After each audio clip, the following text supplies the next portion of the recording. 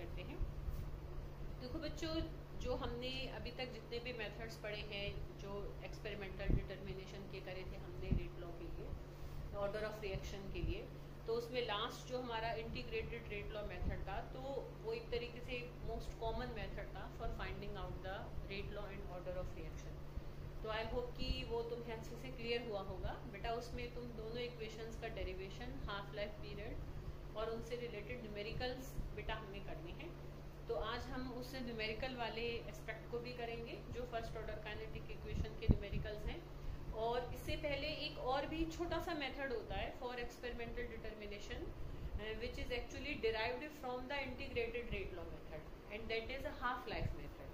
तो half life method करने से भी पहले मैं तुम्हें एक चीज और भी बता देती हूँ। वो वैसे तो तुम्हें शायद नोट्स में से देखकर समझ ही आ गया होगा कि जो हमने फर्स्ट ऑर्डर काइनेटिक इक्वेशन करी है, तो फर्स्ट ऑर्डर काइनेटिक इक्वेशन अगर हमारे सारे रिएक्टेंट्स और प्रोडक्ट्स अगर मान लो गैसियस फेज में है, जैसे मान लो कोई भी हमारा रिएक्शन है कि ए से अगर हमारा बी और सी बन रहा है और ये सभी हमारे कैसे हैं, इन गैसियस फेज में, तब हम अपने जो फर्स्ट ऑर्डर काइनेटिक इक्वेशन है उसमें थोड़ा सा मॉडिफिकेशन हो जाता है। और उसमें वो क्या मॉडिफिकेशन होता है कि K is equal to 2.303 over T log, वैसे तो A over A minus x होता है जो फर्स्ट ऑर्डर काइनेटिक इक्वेशन है, but if the reactants and products are gases, तो गैसेस का हम एक्चुअली में मोलर कंसेंट्रेशन नहीं देखते हैं, वी सी देयर प्रेशर्स। तो जब हमारे पास उनका प्रेशर गिवन है तो तब हमारा क्या हो जाता है, तब ये इक्वेशन थोड़ी सी मॉडिफाई हो जाएगी, P not upon 2P not minus PT हमारी इक्वेशन बन जाती है। P नॉट क्या है, उसका इनिशियल प्रेशर की शुरू में गैस हमने कितने प्रेशर से अपनी डाली, जो मतलब हमारा रिएक्टेंट है ना, और PT क्या है, उसका प्रेशर आफ्टर टाइम T, कि कुछ टाइम बीत जाने के बाद उसकी गैस का कितना प्रेशर है। क्लियर बेटा? तो ये इक्वेशन छोटी सी और रह गई थी, तो इसको अभी हमने साथ साथ कर लिया। तो अब हम अपने हाफ लाइफ मेथड पर आएंगे। देखो ध्यान करो बेटा, जीरो ऑर्डर रिएक्शंस के लिए जो हाफ लाइफ पीरियड था वो डायरेक्टली प्रोपोर्शनल था इनिशियल कंसेंट्रेशन के। ध्यान करो, वहां पर भी मैंने इस टर्म को लिखा था, और मतलब कुछ नहीं है तो इट मीन्स कि उसकी पावर क्या है, 1 की, वो डायरेक्टली प्रोपोर्शनल है। और फर्स्ट ऑर्डर के लिए हमने देखा था कि जो फर्स्ट ऑर्डर का हमारा हाफ लाइफ पीरियड होता है that is directly proportional actually to initial concentration of reactant की पावर 0, मीन्स कि it is independent of initial concentration of reactant. ये भी हम पहले कर चुके हैं, है ना। तो इससे रिलेट करने के लिए हम उसको कैसे लिखेंगे कि ए नॉट की पावर 0, मतलब इस पे डिपेंड ही नहीं कर रहा है ना, इस पे तो बिल्कुल डायरेक्टली डिपेंड कर रहा है पावर 1। इस पे देखो, ध्यान से देख सकते हो, एक पावर कम हो गई। जैसे जैसे ऑर्डर ऑफ रिएक्शन बढ़ा, कि जो हमारा जीरो ऑर्डर वाले रिएक्शंस थे उसके लिए तो T half is directly proportional to initial concentration की पावर 1। जो फर्स्ट ऑर्डर के हमारे रिएक्शन थे, जैसे जैसे ऑर्डर ऑफ रिएक्शन बढ़ रहा है, देखो वैसे वैसे हमारी पावर कम होती जा रही है। जीरो ऑर्डर के लिए पावर 1 थी, फर्स्ट ऑर्डर के लिए पावर 0 हो गई। ऐसे ही बेटा अगर हम सेकंड ऑर्डर के लिए देखते हैं, जो हमने डेरिवेशन किया नहीं है, वो है नहीं बेटा सिलेबस में 12 के, तो अगर जब तुम करोगे आगे तो देखोगे कि वहां पर ए नॉट डिपेंड करता है पावर -1 के, मतलब एक पावर कम होती चली जाती है जैसे जैसे ऑर्डर ऑफ रिएक्शन बढ़ता चला जाता है।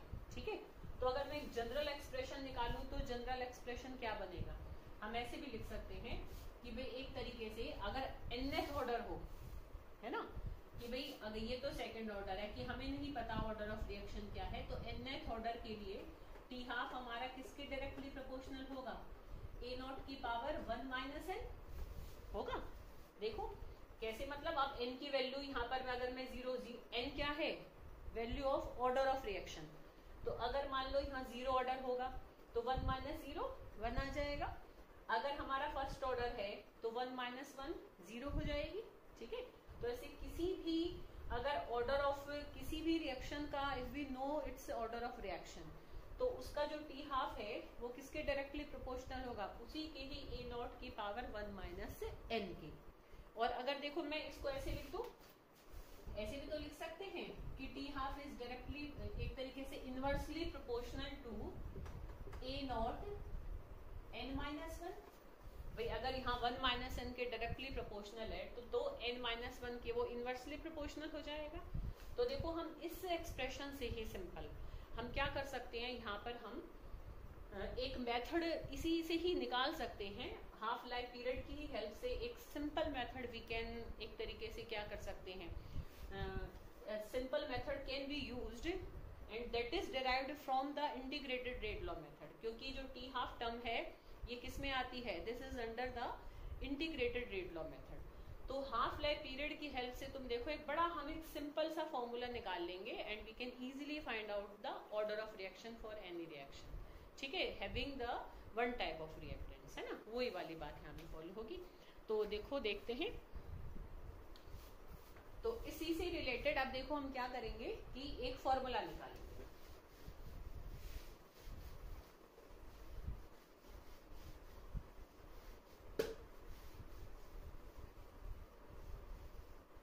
हाँ देखो बच्चों कैसे निकालेंगे, देखो देखो, हाँ देखो बेटा, तो यहाँ पर मतलब अब मान लो मैं कोई रिएक्शन लूं, है ना, कोई रिएक्शन करूं दो अलग अलग इनिशियल कंसंट्रेशन लेकर।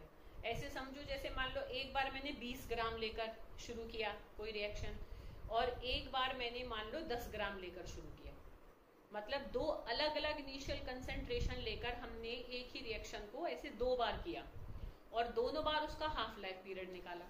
तो मतलब एक सेम रिएक्शन का मेरे पास क्या है, दो तो उसकी ए नॉट है, ए नॉट 1, ठीक है, मान लो ये 20 ग्राम लेकर चले, और एक है मेरे पास मान लो ई नॉट 2, मान लो हम 10 ग्राम लेकर चले। ए नॉट जब हम 1 लेकर चले तब उसका जो हाफ लाइफ पीरियड आया उसको मान लो मैं ए नॉट, उसको मैं टी हाफ 1 मान रही हूँ, और जब हम ए नॉट 2 लेकर चले उसको हम टी हाफ मान लो मैं उसको 2 मान रही हूँ। ठीक है, तो अब अगर हमारे पास ये दो चीजें हैं तो देखो इस फॉर्मूले को ही हम अप्लाई करेंगे। भाई टी हाफ 1 किसके इनवर्सली प्रोपोर्शनल होगा, ए नॉट 1 की पावर n माइनस 1, और टी हाफ 2 किसके इनवर्सली प्रोपोर्शनल होगा, ए नॉट 2 की पावर n माइनस 1। समझ रहे हो ना, मतलब अगर ये टी हाफ 1 वाला होगा तो ए नॉट भी 1 वाला होगा, अगर टी हाफ 2 वाला होगा तो ए नॉट भी 2 वाला होगा। ठीक है, तो हम दोनों को अगर हम यूज करें तो तुम देख सकते हो क्या बनेगा बेटा, अगर मैं दो ऐसे इक्वेशन को लूं और दोनों को हम इक्वेट कर दें तो देखो क्या निकल कर आएगा, टी हाफ 1 अपॉन में टी हाफ 2, ऐसे दोनों की इक्वेशन बनाकर एक को दूसरे से हम डिवाइड कर दें तो टी हाफ 1 अपॉन में टी हाफ 2 किसके बराबर होगा। देखो भाई ये तो इनवर्सली प्रोपोर्शनल है ए नॉट के, तो ऊपर ए नॉट 2 चला जाएगा, नीचे ए नॉट 1 आ जाएगा, है ना। तो ए नॉट 2 अपॉन में ए नॉट 1 हो जाएगा बेटा ऐसे, और ये भी इसकी भी पावर क्या है n माइनस 1 और इसकी भी पावर क्या है n माइनस 1। ये तो फॉर्मूला ही था भाई, 2 वाला इसके इनवर्सली प्रोपोर्शनल है, 1 वाला अपने 1 के इनवर्सली प्रोपोर्शनल है, यही तो था ना बेटा। अब देखो जब ऐसी पावर कॉमन होती है ना बेटा तो हम पावर दोनों को एक ब्रैकेट लगाकर हम उनको क्या है एक कॉमन पावर n माइनस 1 दे सकते हैं। तो हम इसको ऐसे भी लिख सकते हैं, नोट्स में तुम्हें और डिटेल में मिलेगा बेटा। देखो इसमें मैं तुम्हें थोड़ा शॉर्ट करके समझाना चाह रही हूँ, वैसे इतना शॉर्ट भी नहीं करूंगी मैं और सारा समझाई दूंगी। तो इसकी पावर यहाँ पर क्या आ जाएगी, देखो मतलब कॉमन आगे दोनों की सेम पावर थी n माइनस 1। अब हम क्या करेंगे बेटा, इस इक्वेशन पर लॉग अप्लाई करेंगे।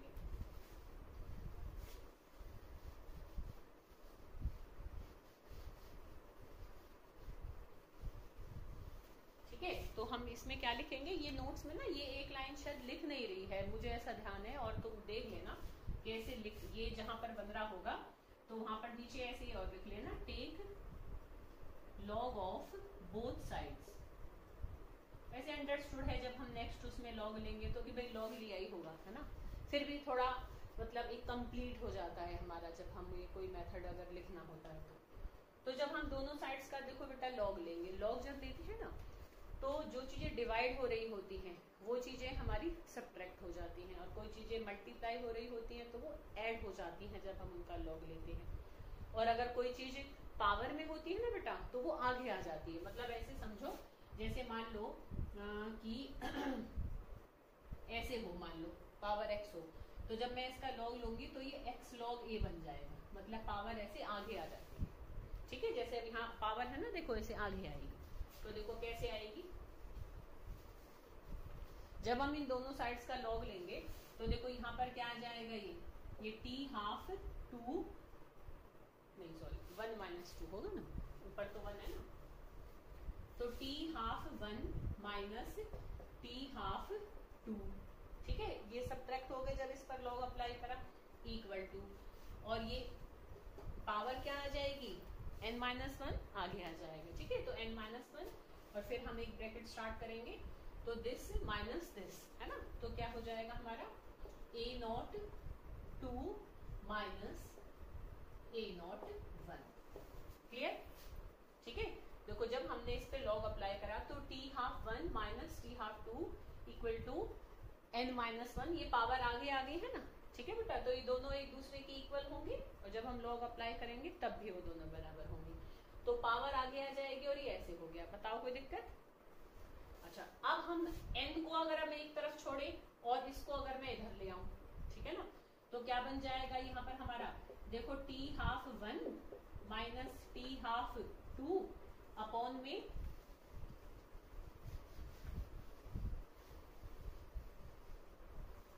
ये आ जाएगा, देखो a0 2 minus a0 1 equal to n-1, और अगर मुझे n निकालना है तो मैं 1 को इधर ले आऊं और वहां माइनस का साइन है तो इधर प्लस हो जाएगा, तो n बराबर में क्या आ जाएगा यहाँ पर 1 प्लस। ठीक है ना, इस सारे को एक ब्रैकेट में क्लोज कर दो क्योंकि ये पूरे के साथ जुड़ रहा है।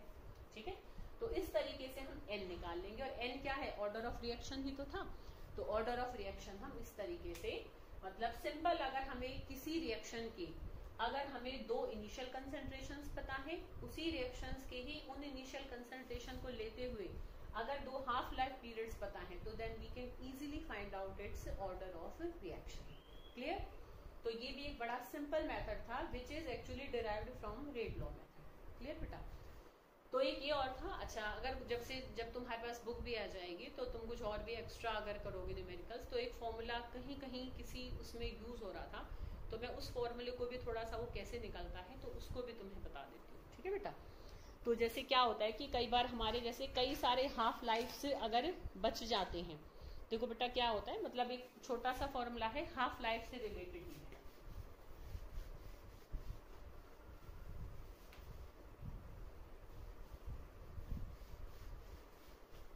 मतलब इसको ऐसे समझो, जैसे कि अब ऐसे समझो बेटा कि जैसे मान लो कि मैंने कोई रिएक्शन 80 ग्राम रिएक्टेंट लेकर शुरू किया, तो जब 80 से वो 40 रह गया, ठीक है, तो वो उसकी पहली हाफ लाइफ थी। अब समझना क्या कहना चाह रही हूँ, हम जो फॉर्मूला निकाल रहे हैं ना वो निकाल रहे हैं amount of reactant left after n half lifes. मतलब ऐसे समझो n हाफ लाइफ्स क्या कहना चाह रहा है, देखो जब मतलब जो पहला हाफ लाइफ पीरियड होता है, जैसे जब रिएक्शन मतलब हमने शुरू किया और आधा हुआ, जैसे 80 ग्राम ली और 40 ग्राम हुआ, तो वो तो उसका फर्स्ट हाफ लाइफ था। फिर अब 40 का भी जब 20 रह जाता है तो वो उसका सेकंड हाफ लाइफ है। फिर 20 का भी जब 10 रह जाएगा तो वो उसकी थर्ड हाफ लाइफ है। फिर 10 का भी जब 5 रह जाएगा तो वो उसकी फोर्थ हाफ लाइफ है। समझ रहे हो? ऐसे 5 का भी 2.5 रह जाएगा तो वो उसकी फिफ्थ हाफ लाइफ है।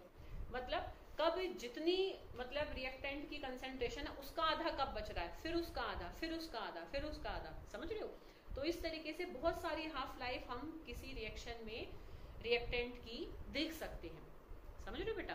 तो ऐसे मतलब कई बार क्या होता है कि बस वो ये पूछ लेता है कि बताओ 4 हाफ लाइफ के बाद रिएक्टेंट कितना बचेगा, तो वो भी एक बड़ा सिंपल सा छोटा सा फॉर्मूला होता है, तो उसको भी हम इजीली निकाल सकते हैं कि देखो जब फर्स्ट हाफ लाइफ हमारी बीतती है ना, मतलब मैं सिंपली लिख दूं कि जब पहली हाफ लाइफ हमारा पीरियड होता है तो कितनी कंसंट्रेशन हमारी बचती है रिएक्टेंट की, A0/2, मतलब आधी बचती है। ठीक है ना? अच्छा, जब सेकंड हाफ लाइफ उसकी मतलब 2 हाफ लाइफ जब उसकी बीत जाती है, तो उसकी कितनी बचेगी, इसकी भी आधी बचेगी, है ना। तो मैं यहाँ पर half into A not by 2 कर लूँ। अब देखो half into A not by 2 करूंगी तो वो एक तरीके से चलो नॉट हम ऐसे बाहर ही लिखते हैं, तो फिर भी मतलब इतना फर्क नहीं पड़ता, बट हम फिर भी ध्यान रखें, we should be technically correct always. तो ए ऐसे ही नॉट हम बाहर लगाते हैं, तो 2 की पावर 2 हो जाएगा। मैं देखो इसका भी आधा किया तो यहाँ ये 2 की पावर 2 हो गया। ऐसे जब हम 3 हाफ लाइफ देखेंगे, समझ रहे बेटा, तो इसका भी आधा लेंगे, तो जब 2 इंटू 2 इंटू 2 हो जाएगा एक तरीके से, समझ रहे हो कि भाई हमने इसका भी देखो आधा किया, ये वाला जो था ना, इसका भी आधा करोगे तो वो क्या हो जाएगा, 2 की पावर 3 हो जाएगा। तो अब तुम समझो, जब एक हाफ लाइफ बीती तो 2 की पावर 1 था, जब 2 हाफ लाइफ बीती तो 2 की पावर 2 था, जब 3 हाफ लाइफ बीती तो 2 की पावर 3 था, जब n हाफ लाइफ बीतेंगी तो क्या हो जाएगा, समझ गए ना। तो हमारा बन जाएगा a नॉट 2 की पावर n, ठीक है।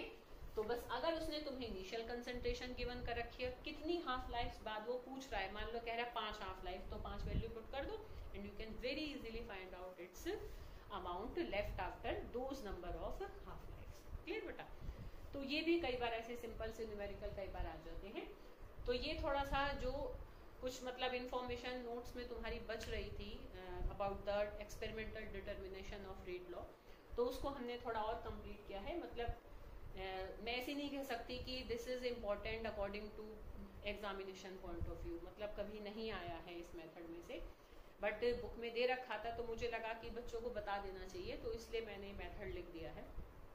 ठीक है बेटा, कि जो बच्चे मतलब अच्छे हैं, एंट्रेंस पॉइंट ऑफ व्यू से भी पढ़ते हैं, और नॉलेज बच्चों को देना शायद कोई बुरी बात नहीं है, तो इसलिए मैंने ये मेथड भी लिख दिया था, उसी में से निकला हुआ था, तो इसको हम ऐसे कर सकते हैं। अच्छा, उसी में नोट्स में एक छोटी सी टर्म बीच में और आती है, कई बार 2 नंबर में 1 नंबर में क्वेश्चन आ जाता है, तो वही मैंने डाल रखा है, वो मतलब इससे कोई रिलेटेड नहीं है। That is pseudo unimolecular reactions या स्यूडो फर्स्ट ऑर्डर रिएक्शंस भी होते हैं, ठीक है। तो देखो स्यूडो फर्स्ट ऑर्डर रिएक्शंस क्या होते हैं।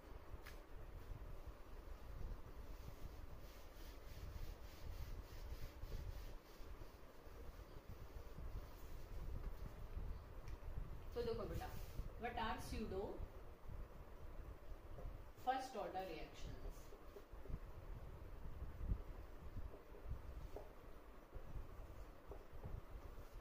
तो ये क्या होते हैं, देखो बेटा, जैसे कुछ रिएक्शंस हमारे ऐसे होते हैं, जैसे कि देखो ये एस्टर लिया हमने, और एस्टर में जब पानी डालते हैं तो एसिड और अल्कोहल बनते हैं, ठीक है। ये 10th में भी आता है वैसे तो रिएक्शन, और 12th में तो खैर तुम्हारे आएगा ही आएगा। तो इसमें देखो ये जैसे ये H पॉजिटिव के प्रेजेंस में होता है, तो ये रिएक्शन अगर हम ध्यान से देखें, वैसे एक 1 स्टेप रिएक्शन होता है, तो it should be of A second order, मतलब ये रिएक्शन होना चाहिए सेकेंड ऑर्डर का। देखो स्यूडो का मतलब एक डिक्शनरी मीनिंग स्यूडो का हमेशा होता है फॉल्स, झूठा, ठीक है। तो मतलब जो रिएक्शन, अब ये रिएक्शन होना तो चाहिए सेकेंड ऑर्डर का, मतलब ऐसे रिएक्शंस जो एक क्या है, मतलब जब हम इसका ऑर्डर ऑफ रिएक्शन मेजर करेंगे ना, मतलब हम ऐसे भी नहीं कह सकते, क्योंकि अगर मैं इसको बिल्कुल अगर हम क्लियरली कहें कि स्यूडो फर्स्ट ऑर्डर रिएक्शंस क्या होते हैं, कि वो रिएक्शन जो होने तो चाहिए किसी और ऑर्डर के, पर होते हैं फर्स्ट ऑर्डर के, मतलब आते हैं एक्सपेरिमेंटली वो फर्स्ट ऑर्डर के, उनको हम स्यूडो फर्स्ट ऑर्डर रिएक्शंस कहते हैं। बट वो अंडर सर्टेन कंडीशंस बनते हैं, ऐसा नहीं है कि मतलब हमेशा ही आ रहे हैं। जैसे ये रिएक्शन है, तो इसमें हम पानी एक्चुअल में बहुत ज्यादा अमाउंट में लेते हैं, या हम ले लें जैसे जानबूझ के, है ना। तो मतलब जब दोनों रिएक्टेंट में से अगर एक रिएक्टेंट को हम taken in a very large access, अगर बहुत ज्यादा अमाउंट में ले लेंगे, तो उसकी अमाउंट ऑलमोस्ट कांस्टेंट हो जाती है, तो रेट ऑफ रिएक्शन सिर्फ दूसरे रिएक्टेंट पर ही डिपेंड करने लग जाता है, मतलब एक ही रिएक्टेंट पर फिर डिपेंड करता है। तो ऐसे रिएक्शंस जिनका रेट एक ही रिएक्टेंट पर डिपेंड कर रहा है, करना चाहिए 2 पर क्योंकि हमने एक को बहुत ज्यादा अमाउंट में ले लिया तो वो कांस्टेंट बन गया, तो अब वो इसके बदलने से ही रेट बदलेगा। ये तो पहले इतना ज्यादा है कि उसको हमेशा ही मिल रहा है रिएक्ट करने के लिए, तो इसको और भी ज्यादा करेंगे तो रेट पे कोई फर्क नहीं पड़ रहा है, ठीक है।